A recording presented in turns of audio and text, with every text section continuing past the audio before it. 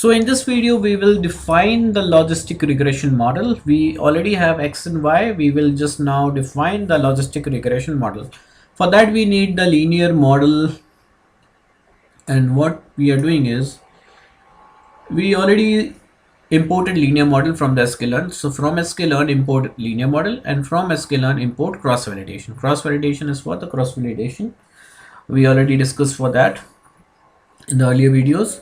So now, so what you're doing from the linear model class, we are calling the logistic regression method, which is a model.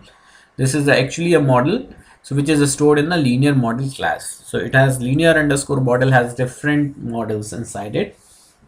It is having also models for ridge and lasso and different models. So we're just discussing the logistic regression right now. So just type like this.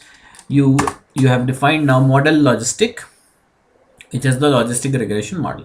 Now you have to cross validate this model with X and Y we have. That we will do in the next video.